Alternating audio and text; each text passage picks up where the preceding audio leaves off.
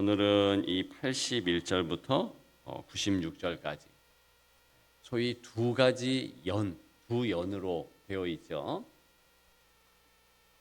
여기 보면 중요한 그림이 나옵니다. 고통당하는 그런 성도의 모습이지요. 일찍이 스펄전 목사님이라는 분은 시편 119편 가운데서 가장 처절한 연이 바로 오늘 본문의 81절부터 96절이다. 그렇게 말을 했습니다. 그래서 영혼의 깊은 밤이다. 왜요? 고난인데 가장 우리 가운데 힘든 것은 인간에게서 받는 고난 아닙니까? 85절에 보면 주의 법을 따르지 아니하는 교만한 자들이 나를 해하려고 웅덩이를 판나이다 그럽니다. 웅덩이를 파놓고 기다려요. 얼마나 힘듭니까?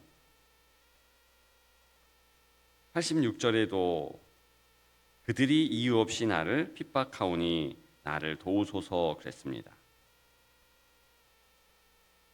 87절도요. 그들이 나를 세상에서 거의 멸하였으나 그러니까 죽일 만큼 그렇게 고난을 줬다는 겁니다. 많은 고난이 있지만 사람에게 받는 고통 그것보다 큰 것은 없지요.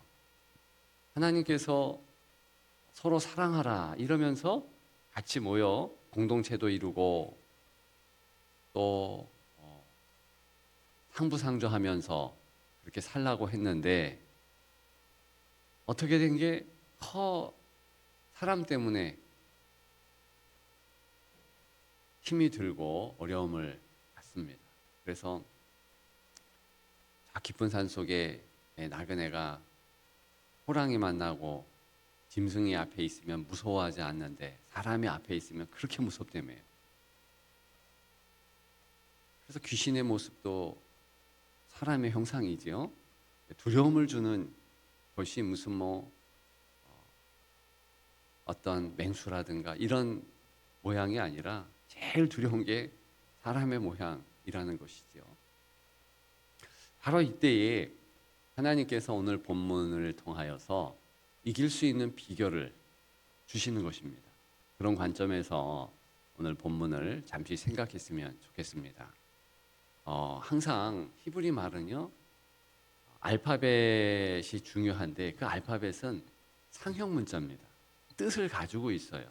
그래서 오늘 우리가 같이 나누는 두 가지 연은요 주일부터 말씀을 이미 드렸죠.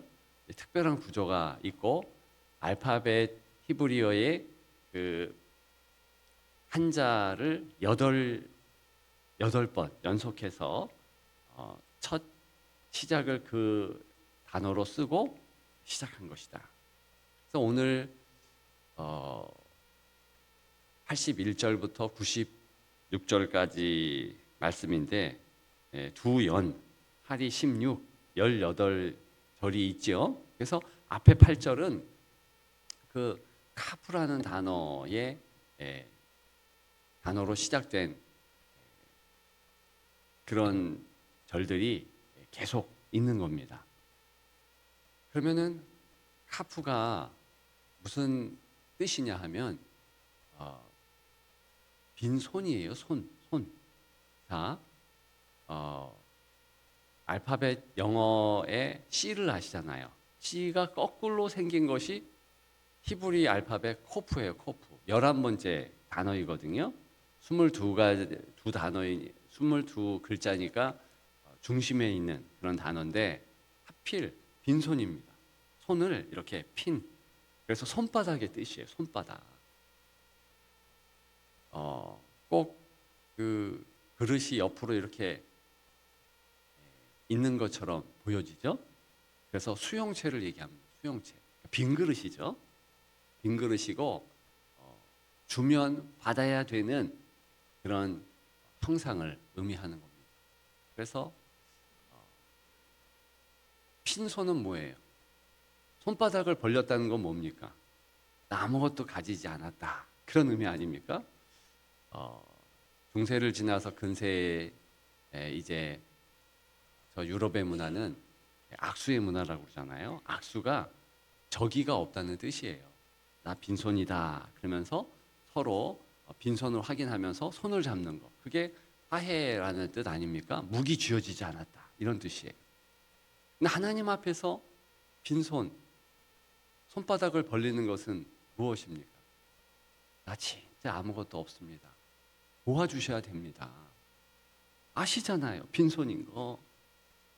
주님께서 주시는 거 내가 다 수용하겠습니다. 받겠습니다. 주시옵소서. 이런 자세라는 것입니다. 어제 본문을 보면 그 본문 가운데서는 10번째 히브리어 알파벳 요드가 나옵니다. 그래서 어제 참석하신 분은 손에 대해서 얘기한 것 아시죠? 그 요드도요, 또 손을 나타내기도 합니다. 요드가. 근데 이 요드는 하나님의 손이에요. 능력의 손이에요. 그래서 요드, 점을 하나 탁 찍는 건데요. 그 작은 점이 하나님을 나타냅니다. 그래서 하나님의 손은 능력이죠. 완전히 10번째 단어와 11번째 단어가 이미지가 비슷하지만 확연히 다른 것은 뭐냐면 하나님의 손 10번째 야드 그러면은 그 의로운 손을 우리를 향하여 펴사 이게 이미지입니다. 근데 11번째 단어 요드는요 하나님의 손이에요. 하나님은 도와주기 위해서 손을 폈는데 우리는 도움을 받기 위해서 그 손을 붙잡으려고 손을 피는 거예요. 그래서 손을 올린 거죠. 그리고 주님이 주시는 모든 것을 내가 그대로 받겠습니다라는 그 자세. 믿음은 뭡니까? 바로 주께서 주시는 것을 수용하는 겁니다. 내가 원하는 것만 받는 게 믿음이 아니고 때로는 내가 불편하고 힘들지만 주께서 허락하시는 것을 다 받겠습니다. 이게 진정한 믿음입니다. 자, 고난의 때예요. 고난 자체가 무엇입니까? 내가 불편하고 힘든데 그 고난의 시간을 하나님이 허락을 하시는 거예요. 그럼 어떻게 됩니까? 그거 받겠습니다. 그런 자세라는 것이죠. 왜 그렇습니까? 그 시간을 통해서 내가 성숙하고 성장하니까. 어제 말씀 가운데 고난이 내게 유익이라 그것을 말씀드렸습니다. 근데 오늘 본문도 똑같은 내용이에요. 즉 인생이 나에게 고통이에요. 고통. 사람을 통해서 힘을 빼는 겁니다. 근데 어떻게? 그것을 내가 감내하겠습니다. 수용하겠습니다. 나를 성숙하고 성장하게 하는 것을 믿습니다. 이 자세 먼저 갖자는 거죠. 그것이 그 이미지가 이제 81절부터 88절까지의 모습입니다. 우리 81절 한번 읽어볼까요? 나의 영혼이 주의 구원을 사모하기에 피곤하오나 나는 주의 말씀을 바라나이다. 아멘. 어떤 이미지인지 아시겠죠? 바라나이다. 손 핀 겁니다. 주시는 거 내가 받겠습니다. 그런데 현재 이 모습은요 굉장히 힘들잖아요. 구원받을 단 유일한 수단이 나의 돈도 아니고 나의 명예도 아니고 내 건강도 아니고 내 지혜도 아닙니다. 얼마나 나약한 모습입니까? 근데 이 모습에서 하나님의 구원이 있게 되는 겁니다. 뭘 지금 바라고 있습니까? 단 한 가지, 주님의 나를 향한 편손이에요. 그렇기 때문에 나의 영혼이 주의 구원을 사모하기에 피곤하오나. 얼마나 사모했으면 피곤합니까? 이제 지칠 바로 그런 단계에 도달한 겁니다. 82절도 똑같아요. 언제나 나를 안위하실까 하면서 내 눈이 주의 말씀을 바라기에 피곤하니이다. 83절에 기가 막힌 이미지가 있죠. 내가 연기 속의 가죽 부대같이 되었으나 주의 율례들을 잊지 아니하나이다. 왜 연기 속의 가죽 부대라 그랬을까요? 여러분, 이 연기를 핀다는 얘기는 불 피웠다는 얘기예요. 그러면은 가죽 같은 것은 뜨거워지면 딸싹 붙잖아요. 그죠? 그 모습입니다. 그러니까 욥의 모습처럼 이게 이제 완전히 가죽만 남은 거예요. 영혼의 가죽만 남고 마음의 가죽만 남고 그런 겁니다. 얼마나 힘든 상황입니까? 그런데 흔들림 없이 주의 말씀만, 주님만 바라보는 이런 모습. 이것이 사실은 승리의 시작입니다. 그걸 지금 이야기하고 있는 것입니다. 우리가 하나님 앞에 나올 때 이렇게 손바닥을 벌리면서 나와야지 자꾸 우리는요, 든손으로 나오려고 그래요. 뭔가 주먹을 줘요. 그래서 뭘 하나님 앞에 자기 것 가지고 나오려고 합니다. 그런 인생 때가 있잖아요. 그게 청년의 때라고요.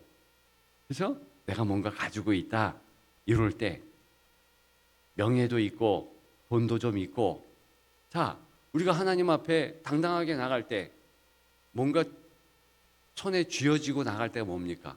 헌금 100만 원, 1000만 원, 2000만 원.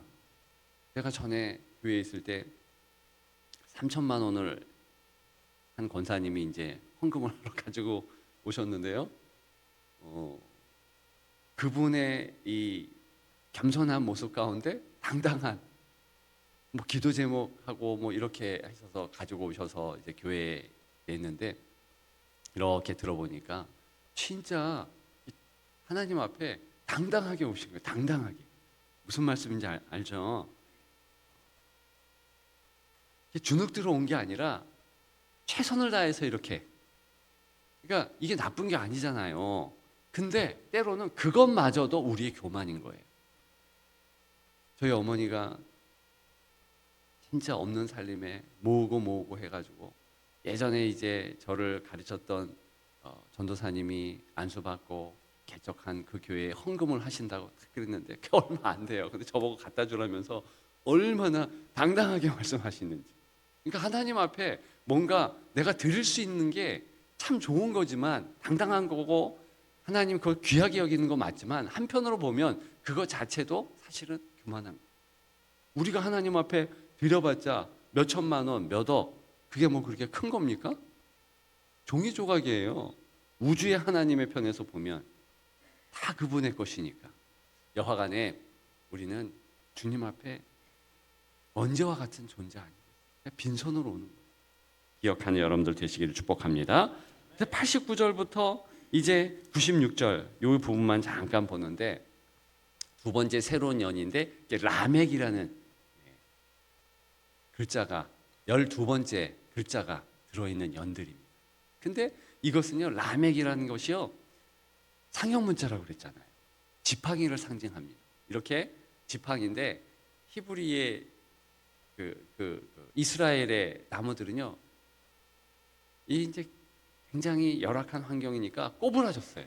소나무 저 높은 산에 꼬부라졌듯이 꼬부라졌어요. 그 지팡이가 꼬부라진 게 많습니다. 그래서 라멕이 꼬부라진, 이렇게 지팡이가 일자가 아니라 이렇게 배가 볼록하게 꼬부라진 거예요. 근데 그 지팡이가요, 또 한 가지가 능력도 상징하고, 그다음에 교훈, 뭐 이런 지팡이 자체에 또 힘이 있는 거죠. 그래서 이 라멕을 딱 쓰면 지팡이로 이렇게 또 가리키잖아요. 그죠? 목자의 지팡이인데 가리키고, 그러니까 이 라멕을 이 전치사로 써서 어디를 향하여, 그런 뜻이 됩니다. 자, 89절에 보면 우리 다 같이 읽죠. 여호와여, 주의 말씀은 영원히 하늘에 굳게 섰사오며. 그래서 89절의 첫째는 라멕으로 시작되는 단어 영원히, 이게 제일 첫자예요. 영원히. 근데 라멕을 딱 붙이니까 향하여 이렇게 되고, 영원 이런 뜻입니다. 근데 영원히 히브리 말로 올람이라는 단어인데, 전에 제가 여러 번 말씀을 드렸는데, 우리는 영원을 생각할 때 미래를 생각하잖아요. 그죠? 영원을 향하여가 영원히라는 원뜻인데요, 미래를 생각하는데 히브리 사람들은 그렇지 않아요. 과거로 거슬러 올라가서 태초를 생각해요. 우리는 미래를 보는데 이 사람들은 뒤를 보는 거예요. 왜? 영원을 생각할 때 기초적인 것은 뭐냐면 태초로부터 지금까지 하나님께서 지켜주시고 함께 해주셨다. 이걸 생각하는 거예요. 그걸 기억하라는 것이 영원이라는 뜻입니다. 그러면 지금까지 나를 도와주셨으면 앞으로 어떻게 하실까요? 그 경험치로 가늠할 수 있는 거예요. 분명히 그렇다는 확신입니다. 그래서 89절은요 엄청나게 중요한 구절이고요. 이것만 나누고 마칠 것입니다. 조금만 더 집중하십시다. 여기 보시면 세 가지 엄청난 단어들이 나오는데 먼저 영원히, 영원을 향하여, 즉 지금부터 저 과거로 생각해 보면 우리 조상들을 다 지켜주시고 아브라함의 하나님, 이삭의 하나님, 야곱의 하나님의 그 지켜주심의 은혜가 내 삶, 다윗의 삶, 시편 기자의 삶, 어려서부터 지금까지 다 지켜주셨다. 이 확신을 갖게 되는 겁니다. 역사를 생각해 보면 그 은혜를 알게 되죠. 이게 바로 영원히라는 영원에 대한 자세예요. 근데 두 단어가 또 있죠. 여호와여. 그럽니다. 여호와여. 하나님의 이름 아닙니까? 우리는 하나님의 그 이름을 대할 때요 엄청난 이 압박을 받을 수밖에 없어요. 우리는 한나를 생각할 수밖에 없는데. 그래서 우리가 찬양을 했는데 주의 인자는 끝이 없고 주의 자비는 무궁하다. 하나님이 무궁하세요. 근데 우리는 날마다 아침마다 새롭다. 그것은 내 날수가 아침 여기에 묶여져 있다는 뜻도 됩니다. 우리의 연수가 강건하면 7, 80이에요. 길어봤자 100년입니다. 얼마나 영원과 비교할 때 짧아요. 그러니까 여호와의 그 무궁함을 우리의 유한한 인생이 생각할 수 없죠. 근데 생각해 보는 겁니다. 그러면 여기 보면 주의 말씀은 그랬습니다. 이 말씀은 어떤 말씀이에요? 하늘에 굳게 섰대. 이 굳게 섰다는 것은 큰 기둥이요 저 높은 곳서부터 이렇게 있는 거예요. 여러분 서울 가서 보시면 롯데 그 뭡니까? 빌딩 100몇 층이잖아요. 그 위에 올라가면 현기증이 생깁니다. 현기증. 막 어지럽대요.